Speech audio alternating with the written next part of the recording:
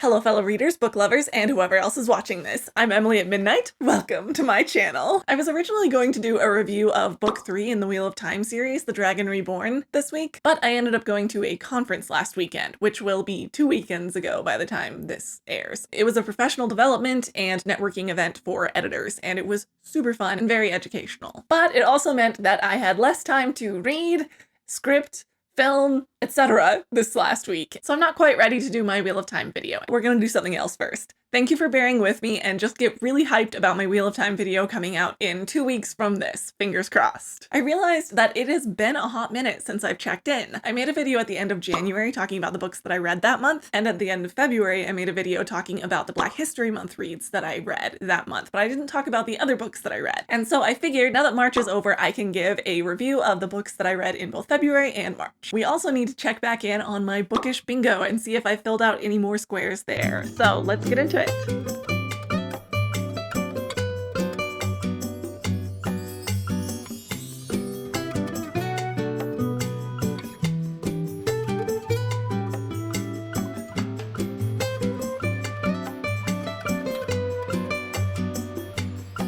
The first book that I read in February was Deep End by Ali Hazelwood. I made a whole video on that book, so I won't spend much time talking about it, but I will tell you the rating. I gave it 4.5 stars. Sorry if I'm looking down or to the side. I've got my list on my phone here of all of the books that I read and the stars that I gave it. But while we're talking about my phone, behold, look at this cute new pop tab I got. I got it from a local bookstore near me and I love it and it felt fitting for the channel. All right, the next book that I read in February was Undeath and Taxes by Drew Hayes. It's a part of the Fred the Vampire Accountant series that I've been reading. I think it's book 2 and I gave it 4 stars. I also read book 3, I think, in the series Bloody Acquisitions by Drew Hayes, and I gave that one 4 stars as well. I'll talk about these 2 books together. I am really enjoying this series. I love a good campy vampire story. It's my vibe. So I really love the sort of untraditional approach to vampires. It's not that vampires in the series is untraditional. It's just that the character is such an untraditional vampire. He's such a nerd and he's making friends with all of these other supernatural creatures instead of like creating a vampire coven, and he's kind of a mess and it's a good time. So I've been having a lot of fun with that series. In pretty much every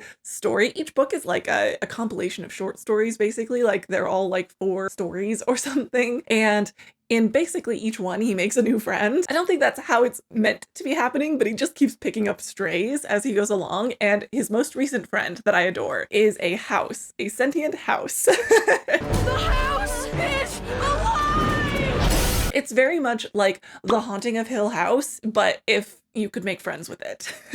All right, after that, I read The Fill-In Boyfriend by Casey West, and I gave it 4 stars. I am thinking back on that review, and I'm not sure if it deserves quite 4 stars, maybe 3.5. It was pretty standard romance. Nothing really special stood out about it. It wasn't bad. There wasn't anything about it that I like particularly didn't like, but it was very high school, and it was just very fine. I enjoyed it.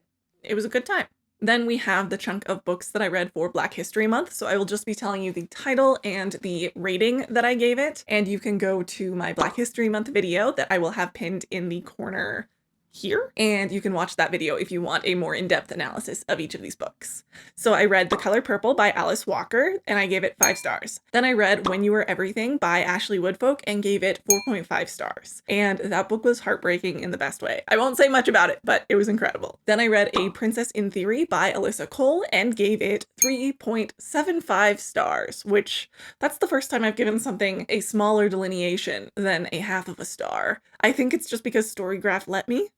I don't know why I gave it 3.75 stars, but I guess that's what I did. It probably rounded to 4 stars on Goodreads. I'm not super predictable with whether I'll round up or down on Goodreads when I'm giving a 0.5 star, but most of the time I round up. Then I read You Should See Me in a Crown by Leah Johnson and gave it 4 stars, and that's another high school book. Then I read How to Be an Anti-Racist by Abram X. Kendi, and I gave this 5 stars, I believe. Oh, looks like I gave it 4.5 stars, but that definitely rounded to 5 on Goodreads. Okay, that was the Black History Month books that I read, so I will be going into more depth with the next chunk of books. I read The Do-Over by Lynn Painter, and I gave this book 5 stars. It was really, really fun. Oh, okay. I was getting this mixed up in my head with Mistakes We Never Made, which I'm currently in the middle of and kind of taking a pause from because I'm not really enjoying it. See, I really, really like second chance romances. And so when they have a title that tells me it's going to be second chance, I get really excited about it, but sometimes they do it wrong. Sometimes it's like one of those on again, off again relationships that was never healthy. And I'm afraid that that is what Mistakes We Never Made is going to be, but I could be wrong. I could be totally wrong. I haven't finished the book. But that is not the book that I'm talking about. The book that I'm talking about is The Do-Over. And The Do-Over was really fun because it was a Valentine's Day themed Groundhog's Day. So yeah, it's this girl who keeps doing over Valentine's Day, which is also the day in the first iteration where she breaks up with her boyfriend for, is it too much of a spoiler to say? I don't know. He cheats on her. Yeah. So it's a girl that keeps doing over Valentine's Day, which is like her favorite day. But the first time it goes really, really poorly. And then it continues to go even more poorly after that. And she's trying to figure out how to get out of the loop. And it's a good time. I really enjoyed it and would definitely read it again. After that, I read The Turn of the Screw by Henry James. And I also have a video about that. I compared it to The Haunting of Bly Manor and The Turning, which are both adaptations based on that book. So I won't talk a ton about that because you can hear me blather on about that book all you want in that video, but just know I gave it roughly 4 stars. I think I gave it 3.5 stars on Storygraph, but I could be wrong. Oh boy. Next, I read In the Company of Witches by R.L.E. Wallace, and it was so good. I really, really liked it. It has like the cozy witchy vibes that you hope for in any witchy adjacent story. It reminds me a lot of the Maggie Stiefvater's Raven Boys series in the way that it approaches kind of like cozy but mysterious folk magic, and it is so much fun.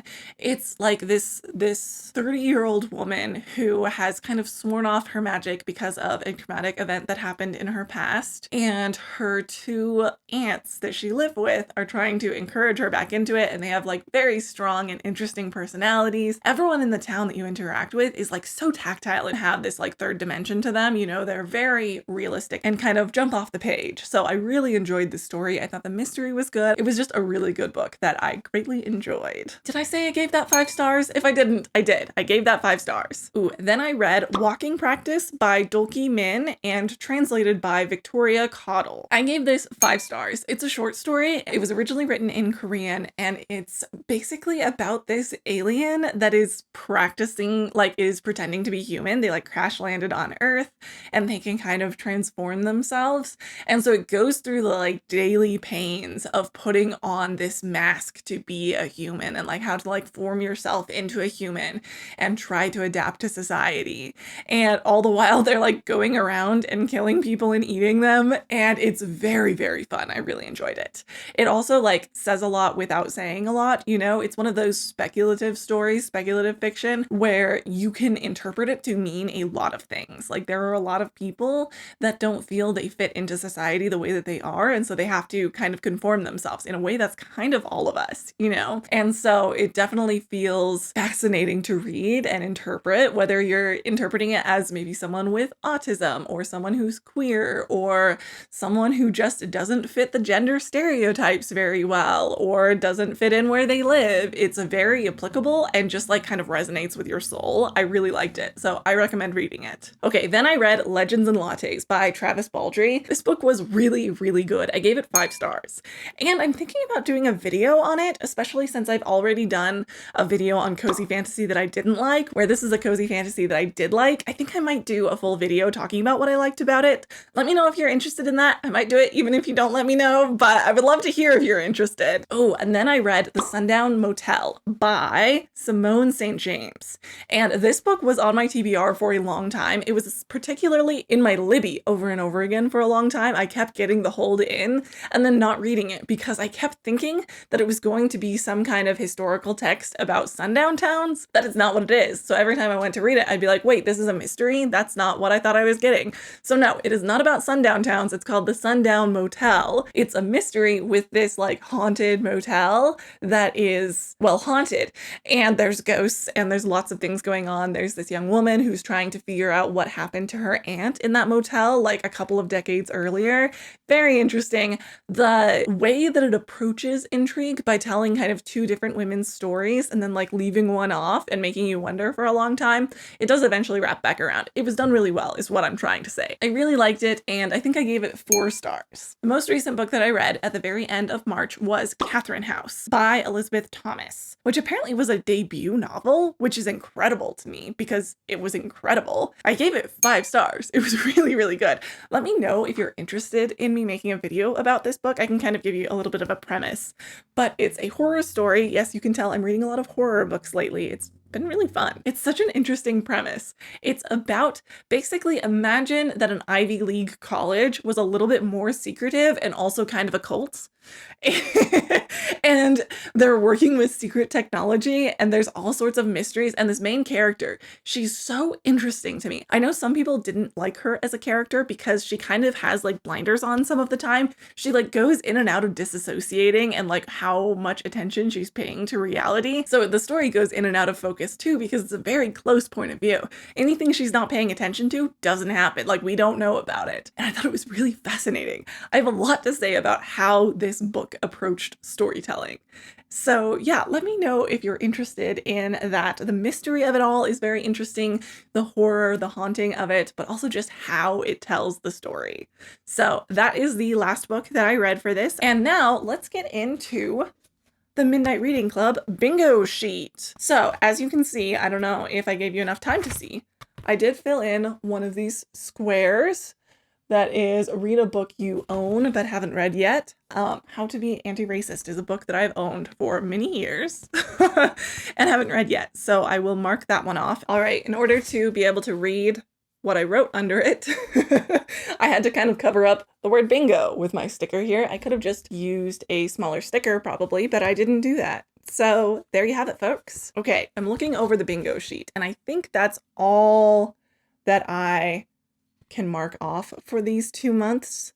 I need to be a little bit more intentional about reading books that are on this list, because in January I marked off 4 boxes, and it has been 2 months since then I've marked off 1 box. So I probably need to start requesting books that fit categories on this bingo sheet. So that's my next thing to do. Let me know if you've been following along with the Midnight Reading Club bingo sheet. I really want to hear how you guys are doing, if anyone has gotten a bingo yet. So definitely let me know below if you've downloaded this PDF, if you're playing along, and if you haven't, there's a link in the description so you can play along with me. Also, I have a couple of videos that I've made recently that I'm really proud of, so please go check them out. I just made a video on The Haunting of Bly Manor compared with The Turn of the Screw. I mentioned it earlier, and I really, really like that video. It's a lot of fun. I think you'll like it too. And then before that, I made a vlog going around to all of the independent bookstores in Minneapolis and St. Paul. So definitely check out that video too. And if you're new to my channel, then you might not know that I read Harry Potter and The Wheel of Time and react to them as I go.